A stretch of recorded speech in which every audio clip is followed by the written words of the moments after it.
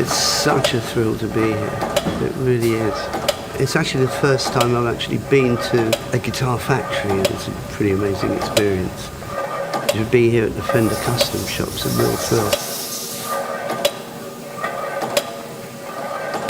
Well, this is just absolutely amazing. I wasn't prepared for this. I don't know whether you were. No, I wasn't. I mean, I knew it's going to be really detailed, but to actually see the old machines out of this world, it's too much. Yeah. Gosh.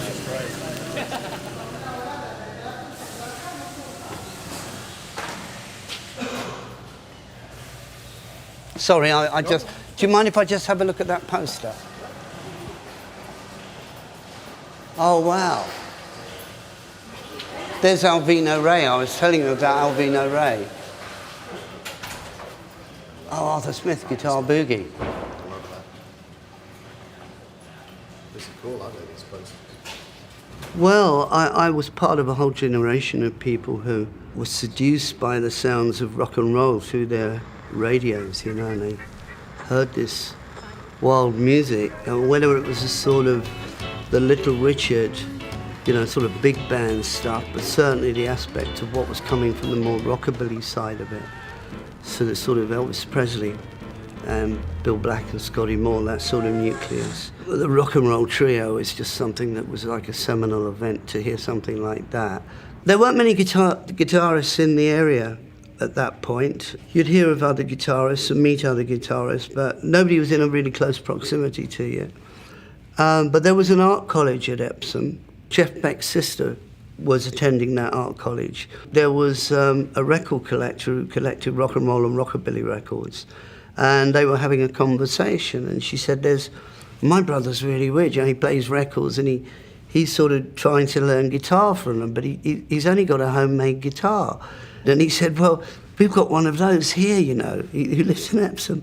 Well, I think they cooked it up. Maybe we should get these two together. And there was a knock on the door, and there was Jeff's sister, and there was Jeff holding his homemade guitar, and we just bonded immediately. But curiously enough, I get sort of headhunted to play on sessions, and it was a very sort of very interesting sort of time, really, because I would go into the session lineup with these guys who were considerably older than I was. I mean, a good 7 years older would be the youngest one. Okay, so I was a studio musician, and I'd done sessions for this fellow called George Ogomelski, who actually was the manager of the Yardbirds, and he'd asked me to join the Yardbirds at one point. I didn't feel very comfortable about it because I knew Eric didn't know, and I said no. And then it came up another time, and by that time I was a producer. I'd worked my way up. Being a studio musician, I took it on board as almost like an apprenticeship because I wanted to learn from the recording engineers for certain techniques. I really wanted to learn how things were done. By this time I could read music, which meant that I could write it and do arrangements. And then I was producing as well, so I was in a really good sort of zone. And when I had this second request to join, I said, well, I know somebody who'd be really good for this, and it's Jeff Beck. And of course he went in there and did some amazing work with the Yardbirds. I mean, yeah, absolutely amazing. Out of this world then, and is out of this world now. It's just fabulous. So what happens as a result of this, Jeff being in the Yardbirds, I'm still living with my parents at the time in Epsom, and I hear this sort of car roar up, and I thought, what's that? I didn't know it was a car, I just heard this thing roaring up. And I looked out the window, and I saw that there was a Corvette Stingray outside. And there's a door, somebody's getting out, of course it's Jeff. And Jeff's coming out, and he's holding this guitar, and he's come to have a play, you know. And he knocks on the door, and I say, come in, Jeff, you know. And he's saying about that they'd just done a sort of a new deal, and he bought the Stingray with it. He said, here, this is yours. And he gave me the Telecaster that he'd been using. He said, this is for yours for getting me in the Yardbirds. Well, obviously I was really moved. I mean, you know, it's got a lot of love in that, in that gesture of giving it to me. I happened to be with Jeff one night at a concert where there was a bit of a fuss on the stage, and Keith Relf, he was really sort of shouting at the audience, what could only be described as a punk performance. It was fantastic, actually. And I went to the dressing room to congratulate him. There's this massive row going on.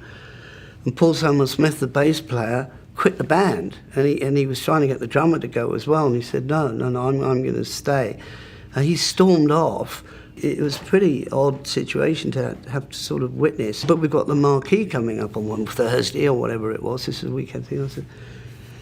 I said, well, I'll play then. Because he'd left his bass behind. He just quit. Jeff and I had spoken before about playing together, and so here was an opportunity to do it. But I started off on bass and then quickly recruited Chris Dreyer to take over the bass so I could do the sort of guitar stuff with Jeff. So it's a bit of mix and matching in the early days. But then Jeff sort of left the band, and that was a complete surprise. The 5 Yardbirds became 4, and so I started playing the Telecaster in that role. I got to the point where I wanted to consecrate this guitar and really make it my own.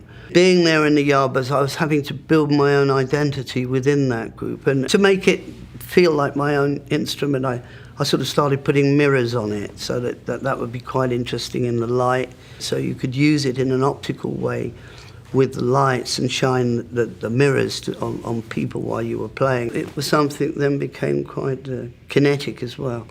Then I had the idea that I'd want to actually have a complete consecration of it and strip it and paint it. So the whole of the dragon artwork, that was the overall idea of approaching it. And I wanted to use sort of poster paint, which was used in the production of those psychedelic posters. So it becomes quite a psychedelic guitar.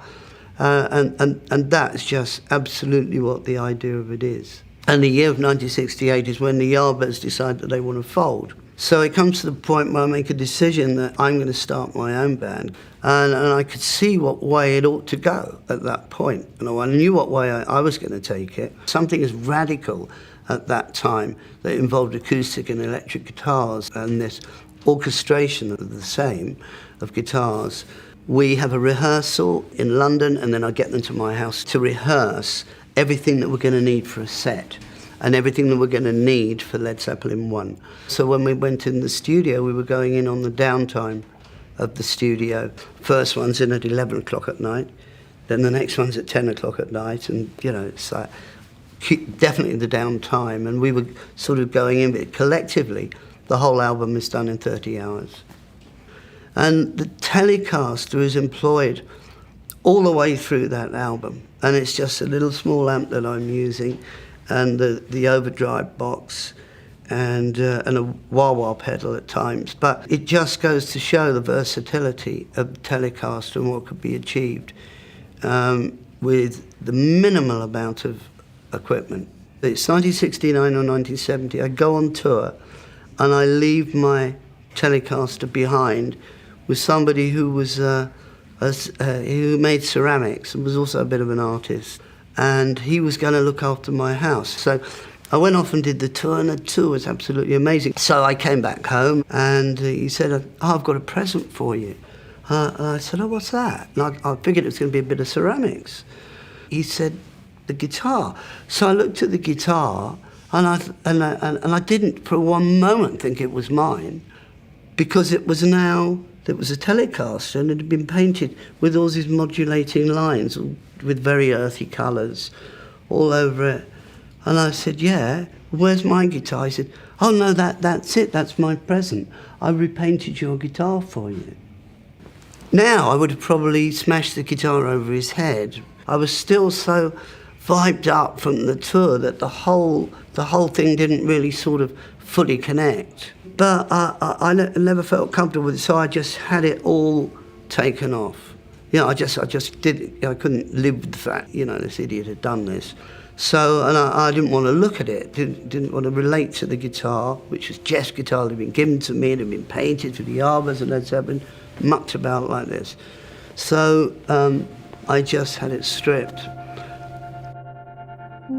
I just want to put the guitar back as it was. I want to give it some TLC and bring it back to life. This guitar, it's so special. It's got such a history to it that it needs to be able to travel in its own way and be cloned, It's just the journey that it has and the way that everything comes together so quickly. It's given to me by Jeff, but it's got a journey like I've got a journey too. That journey of that guitar through is pretty extraordinary stuff.